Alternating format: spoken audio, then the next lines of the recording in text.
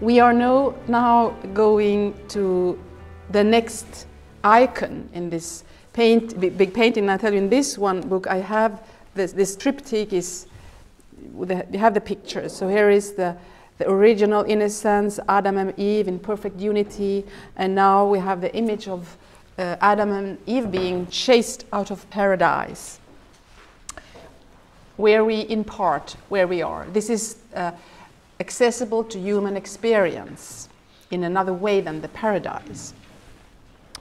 So when we speak about the fall, we need to understand what is this prohibition all about, this limit that man is not allowed to transgress.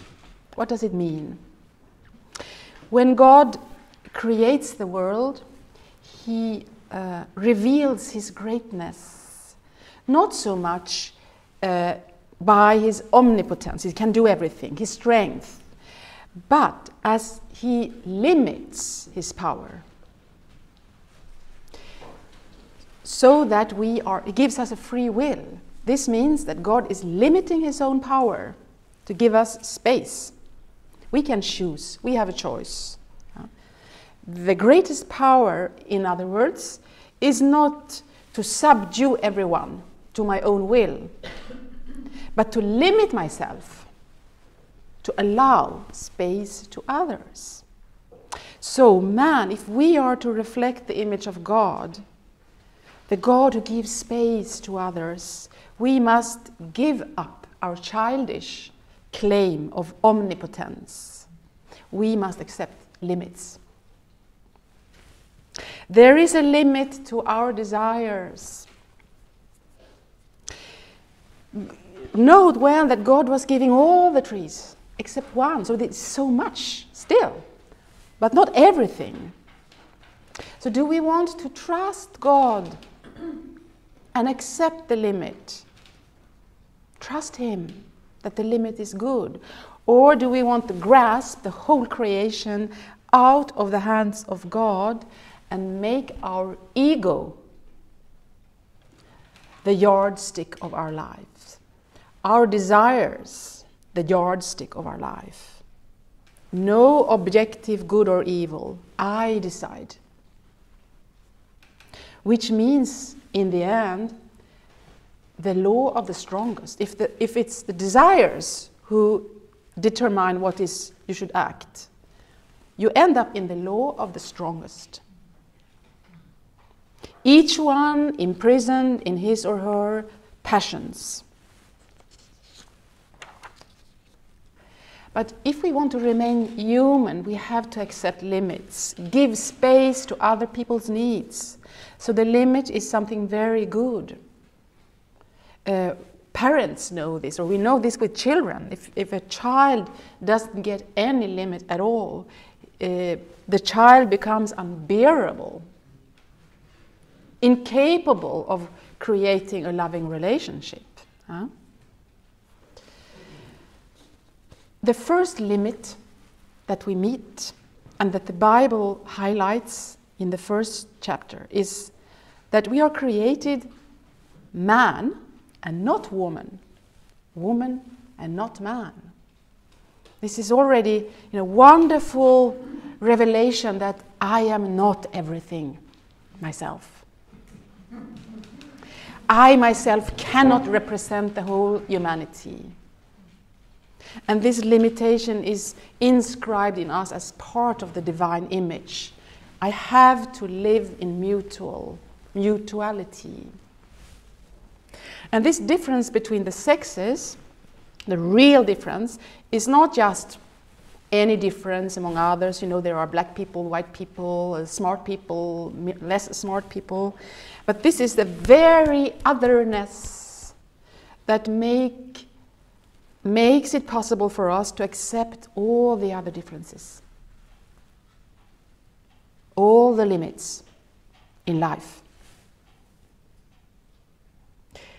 The opposites, and this already as children, they learn this, that we are different. The opposite sex represents the unknown, the strange, the other. So this is how children learn to accept that we are not the same. We have to live, we have different needs, we have to respect this. We have to take a step back and give space. Other people have needs, so that I must refrain myself. Limits are good. By renouncing of being all-powerful and living with others who are different and giving place to others, to the opposite sex, man has part in divine wholeness. So the sexual difference is not a limitation of the gift of life. This is how it is perceived today. It's not a limitation, but it's the gift of a limit that make life possible. When each one claims to be everything, the other will become a threat, because his or her desires might oppose mine. So the relation between man and woman now will be marked by dominance, power, cravings, suspicion. So a key word for this is what I already mentioned, concupiscence, desire. The word desire, of course, we lack words, because desire can be positive. In the Bible, God will give you your heart's desire, then it's positive. I use the word here negative, as something negative that comes in after the fall, and we shall try to understand what it is. So the second icon, the second quote of Jesus is from the Sermon on the Mount, where he speaks about desire. You have heard, Matthew 5, you have heard that it was said, you shall not commit adultery. But I say unto you, whoever looks at a woman to desire her has already committed adultery with her in his heart. Desire in this sense here, or lust, does not mean sexual attraction. Longing, eros, which is something good, as I said already. It's a part of the human nature. But if we take the word eros, which means the attraction to what is good and true and beautiful, it means, it seeks, I would say, a beloved being, eros, to share a life together. Whereas desire now seeks its own self-satisfaction. That's the difference. And desire does not mean needs, our basic needs, which are good also. They must be fulfilled in order to live and to function, to eat and so on. Our needs are forces that make us reach out for what we need to survive, to sustain our existence. This can only be good, and when we fill our needs, God blesses this action by pleasure. It's good to eat, so God has made it pleasurable. It's like a benediction. It's like the crowning of an act. It's good that humanity reproduce. So God has really blessed it with pleasure. It's good, love is good, so God is blessing it. But pleasure is not the end of the act. It's a consequence. I eat to live, but I cannot make pleasure of eating the goal of my life. Then it becomes compulsive. So when pleasure becomes an end in itself, then we speak about concupiscence. And it becomes more or less always a compulsion. So desire here in this sense signifies instincts, needs that somehow go astray, get off the track, no longer ordered under God, but becoming self sufficient, so that we become slaves under our needs. And this can happen with all our good instincts. They are good in themselves. I take some example. We have a natural need that our lives mean something for others, that we can have influence in some area. This is normal and this is very good. But this can, this can deviate to an abuse of power. If the influence over others becomes sort of the goal in itself.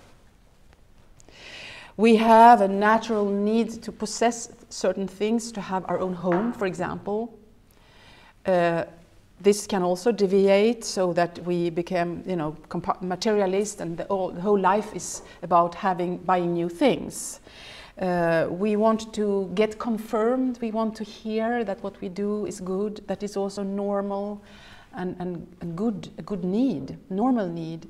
But if our whole life turns around getting confirmation, we become slaves. You see?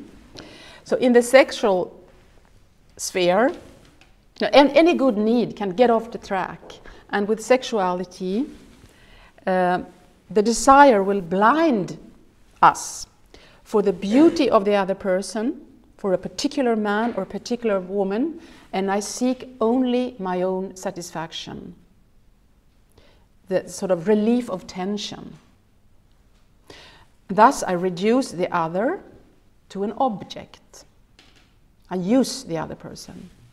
And this is the very opposite of self-giving. I take.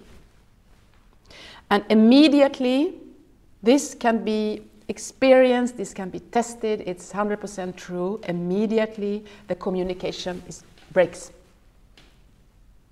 So where you were supposed to have communion, you will have solitude. The communion is broken not only between man and woman, but also with God. And we have the Swedish author Hjalmar Söderberg from the 20th century. He made a very clear-sighted analysis of what I'm talking about now in a famous phrase where he says, this is in a play, I believe in the lust of the flesh and in the incurable solitude of the soul.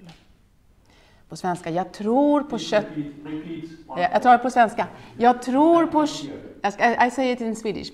Jag tror på köttets lusta och på själens obotliga ensamhet. I believe in the lust of the flesh and in the incurable solitude of the soul. Solitude. This is the reality for so many people. So where does this slavery come from? How could man and woman lose this blissful state of communion, of being gifts to one another? Man broke the covenant with God. God, who is the source of all goodness and satisfaction of the soul. God who gives the inner peace of order. And so the whole creation became a place of lacking, void, desire, a constant gnawing dissatisfaction, a thirst for something more. So we start compensating the inner emptiness that appears when we take the place of God. The words of Christ in the Sermon on the Mount now, when he puts his finger on our desire, is not a condemnation, but says John Paul II, it's a calling, a forceful calling. He's highlighting, Jesus is highlighting what's going on in our hearts. And it's as if he hints, it's looking at our hearts through a photographic negative to the imago Dei. He's showing like a good surgeon, in fact, where is the problem, but also hinting to our deepest identity. So if purity of heart was not possible, his words would be a condemnation. You know, anyone who looks with desires is, you know. But John Paul II encourages us to receive these words as a powerful calling. They all open up a possibility that we are not condemned forever to be slaves under our desires and instincts and impulses and all that's going on. We are not called just to suppress them and condemn them and despise them by adapting to prohibitions. Jesus is not satisfied with exterior acts. He's going to the heart. He wants us to discover the radiant image to which we have been created.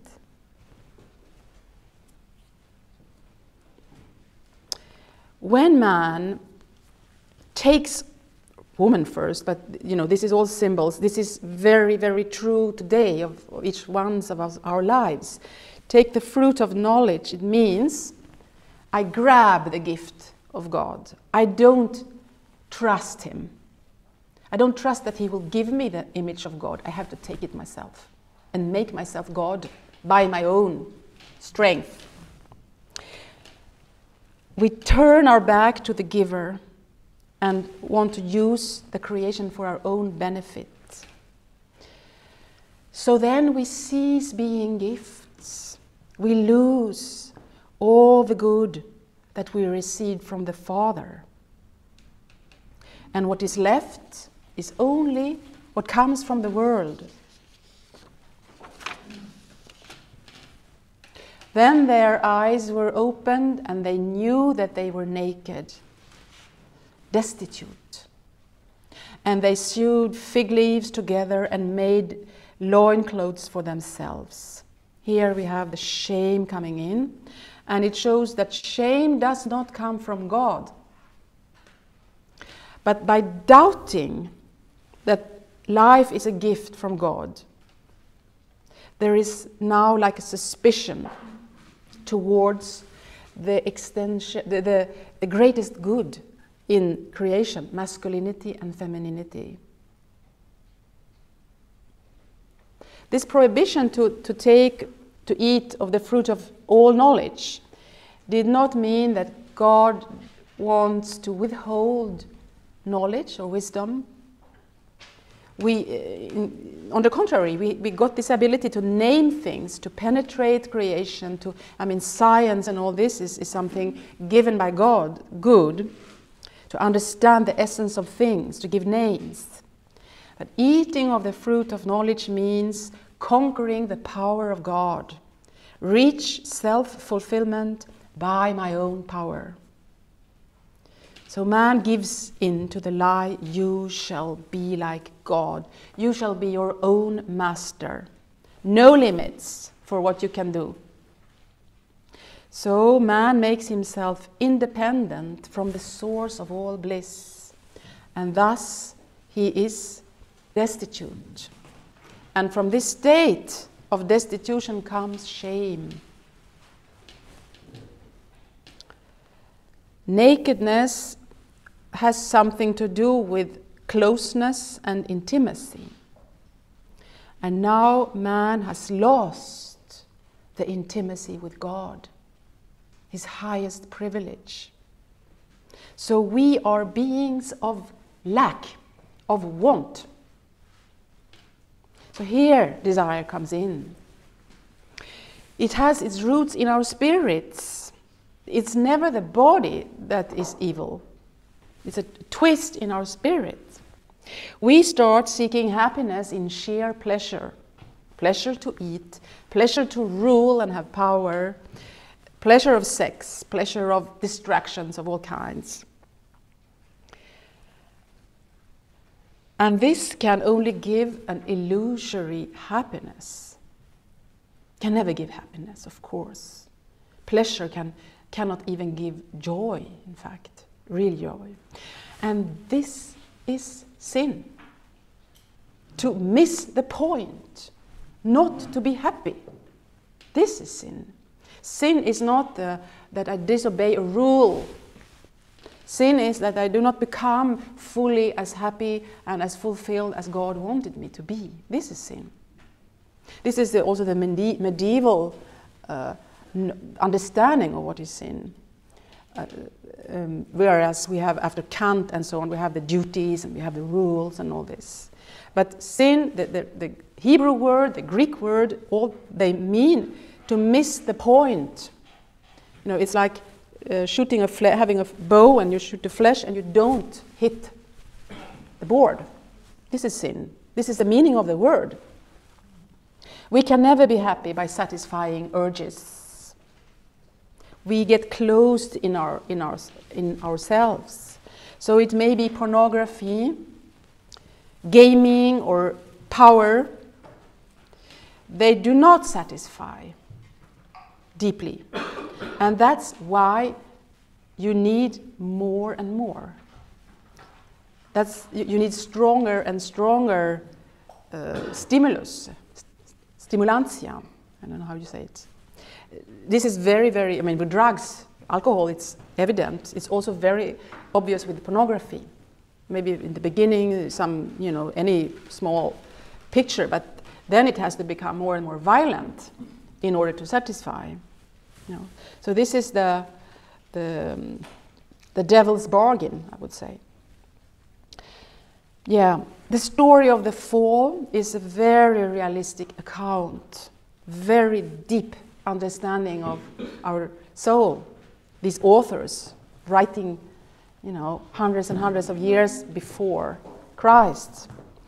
All human beings experience the effects of this catastrophe in the world, in our souls. It is as if we have now become strangers to our bodies, as I said in the beginning.